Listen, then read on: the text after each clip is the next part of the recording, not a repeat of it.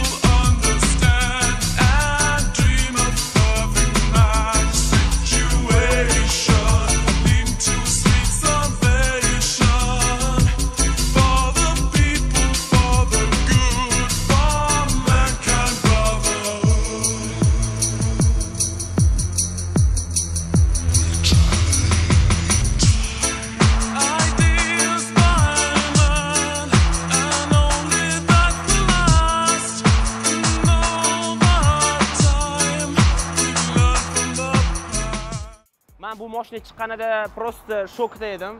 Nimaga? Chunki bu mashinaning xarakteristikalarini eshitib, men prosta hayron qoldim. Hozirgi paytda hamma zamon bilan hamnafas bo'lib, mashinalarni zamonaviylashtirayotgan paytida Ferrari'ni qilgan ishiga men qoyil qoldim. To'g'ri, bu ham zamonaviy mashina, saloni, ichki interyer, ekster hammasi zo'r, lekin texnik xarakteristikasi meni hayron qoldirdi. Shuning uchun bugun shu Ferrari'ni obzorini qilib beraman sizlarga va texnik xarakteristikalari, ichkaridagi interyeri hammasini ko'rib chiqamiz. Xo'p, mashinani ko'rinishiga qaranglar. Noodatiy dizayn va bu Ferrari'ning o'zini qadriyatlariga asoslangan holda qilingan.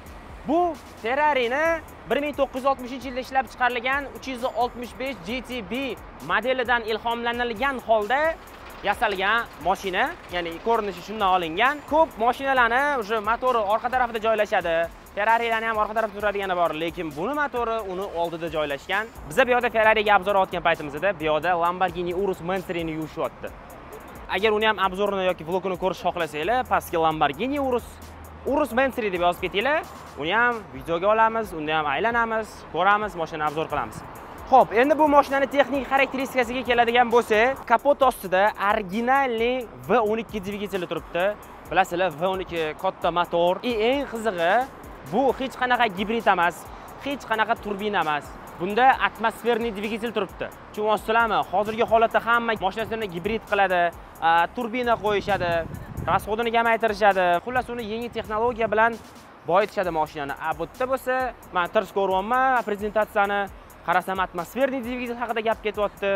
Hech qanaqa turbina yo'q, gibrid yo'q. Men shunda shokda qoldim. Va Ferrari bu narsani menimcha bilib qilgan, chunki baribir V12 dvigatelining ovozi, uni kuchini odamlar his qilishini xohlaydi va men shuni hisobiga menimcha bu mashina ko'p sotilsa kerak.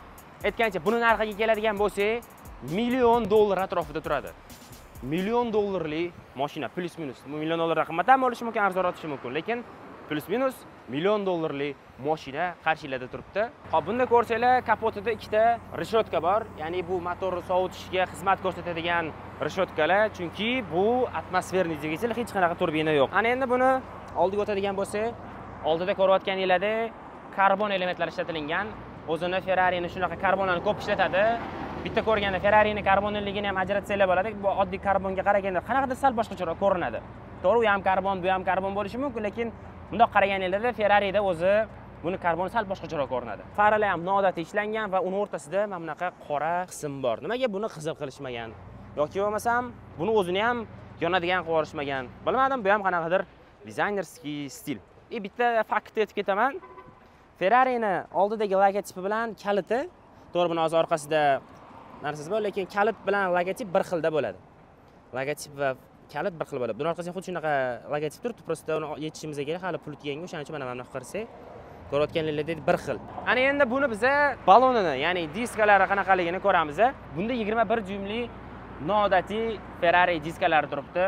Tormozning sistemasi karbonda keramikskiy. Endi bu mashina juda ham tez qo'zg'aladi va juda ham yuqori tezlikka chiqqani uchun bunga обязательно bunaqa karbonoviy tormoz sistema kerak bo'ladi. Garmonik tormoz sistema kerak bo'ladi. Mana bunda garmonik tormoz sistemalar turibdi. Mashinaning bakovi krishkalari karbondan, parogi karbondan. Buni orqasida qaranglar. Mana bu orqasidagi lobovoyi, mana bu shisha. Bu yog'i shisha emas. Lekin qora qilingan. Bu ham qanaqadir noodatiy ko'rinish berib turibdi. Plus bunda antikrilo bor, ili spoiler deymiz, ammo antikriloma bu ham karbondan. Ferrari qora yozuvda Ferrari qilishgan. Qora logotip Ferrari. Orqadagi difuzorga alohida baho berib ketmasanglar bo'lmaydi, chunki qaranglar, karbonoviy difuzorlar va bu aerodinamikani oshirish uchun qilingan. Qaranglar, qo'lim kiradi, mana bu yerdan qo'lim chiqadi. Mana bu yerdan havo kirib, bu yerdan chiqib ketadi. Bu yerdan ham havo kirib, mana bu yoqqa chiqib ketadi. Fikringiz mashina haqida fikringiz? Ovozini eshitish kerak. Ovozini eshitish kerak. Nima deysiz, eshitib ko'ramiz. Mana Urusski chiqdi. Buni eng qiziq joyi buni ovozida. Buni ovozini hozir eshitib ko'ramiz. Ungacha men hamma joyini obzor qilib beray. Keyin oxirida bitta ovozini eshitib, nasib qilsa balki aylanarmiz. Xo'p. Shunda buni yoniga o'tadigan bo'lsak, bunda mana benzinli bak joylashgan. Benzin bakni ochsak, вот. Biladi bu qanaqa ochiladi? Bizda bo'lsa dasturni krishka bo'ladi. Bunda вот просто tiqasizlar bo'ldi, qanaqadir krishka qo'yilmagan. Lekin men bu har doim yopiq turadi. Nima deb o'ylaysizlar? Bu mashinaga necha benzin quyish kerak? Fikringizni hozir kommentariyaga yozib qoldiringlar. Endi bizning sharoitda qaraganda menimcha bunga 100 benzin quyish kerak deb o'ylayman. Chunki bu katta motor, o'ziga katta e'tibor qaratadigan mashina, bunga yaxshilab qarash kerak. Agar siz bunga yaxshi benzin qo'ymasangiz yoki bo'lmasa servisdan yaxshi qaramasangiz, bu mashina ertaga sizga juda ham qimmatga tushadi. Xo'p, nima deb o'ylaysizlar? Bu mashinani 1 oylik rasxodi necha pulga tushadi? Shuni ham kommentariyaga yozib ketinglar. Xo'p, menga hozir Jaloliddin shunaqa savol berdi. Agar bunga 80 benzin qo'ysa nima bo'ladi? Menimcha, mashina bir 500 metrcha yursa katta gap. Yuradida, keyin motor taqillashi, tarillashi boshlaydi, tutun chiqishi boshlaydi. Menimcha, motor ketib qolsa kerak deb o'ylayman. Chunki bunga 80 benzin qo'yib bo'lmaydi. O'zbekistonda hozircha bu mashina birinchi va yagona va bu mashinani MyWay kompaniyasi olib keldi. O'z MyWay'da bilsanglar ko'p mashinalar olib kelishadi. Ichkarida hozir Lamborghini Urus Mansiry turibdi, Lamborghini Huracan STO turibdi va Ferrari turibdi. Nima Ferrari deb o'ylaysizlar bu Ferrari? Kommentariyaga yozib qoldiringlar, chunki ustini yopib qo'yishgan. Agar sizlarda tanlash imkoniyati bo'lganda qaysi birini tanlardinglar? Ferrari 12 silindri, Lamborghini Urus Mansiry yoki bo'lmasam Lamborghini Huracan STO. Fikringizni kommentariyaga yozib qoldiringlar. Uchta vibr sizlarga mana. Xo'p, mashinani interyerini ko'ramiz. Mashinani bitta ochamiz. Eshik ochilyapti va buni qaranglar, aerodinamikani oshirish maqsadida kuzov bilan bir xil qilingan ruchka. Uni ochamiz, eshik ochiladi. Kстати, bittasiga ahamiyat berib ketinglar. Bunda davochik bor. Mana. Yopdim. Всё, qulflandi. Ochamiz. Eshik ochilishi bilan bizda italyanskiy koja, bu yoqda Alcantara, karbon, Ferrari, bu yog'i karbon paroklar. Xo'p, rul kojadan, bu ham karbondan, qaranglar. Karbonoviy bu lipistoklarni qaranglar, kattaligini, karbonoviy lipistoklar. Bitta 1x ga olaman. Juda ham katta lipistoklar, bunga zid berib turibdi. Tabloda Ferrari 12 silindri degan yozuvni ko'rishimiz mumkin. Start stop knopkasi bunda sensorli. Bu yerda biz podveskalarni to'g'rilashimiz, rejimlarni o'zgartirishimiz mumkin. Patologda panorama bor, lekin u ochilmaydi.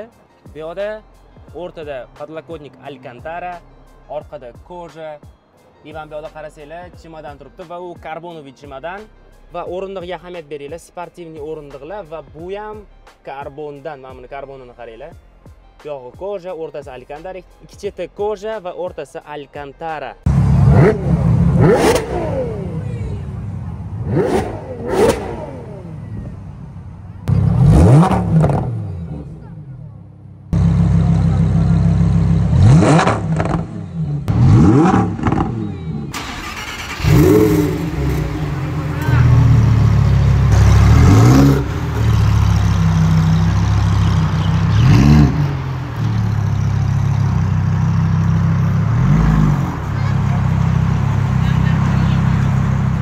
Videoni shu yergacha ko'rgan bo'lsanglar, hoziroq menga obuna bo'lib, videoga like bosib ketishni unutmanglar. Agar sizlar meni qo'llab-quvvatlab, like bosib, obuna bo'lib, kommentariy yozib tursanglar, zo'r kontentlar chiqaveradi, zo'r mashinani olib chiqaveraman. Shuning uchun sizlar qo'llab-quvvatlab tursanglar bo'ldi. Men bo'lsa kontentni davom ettiraveram.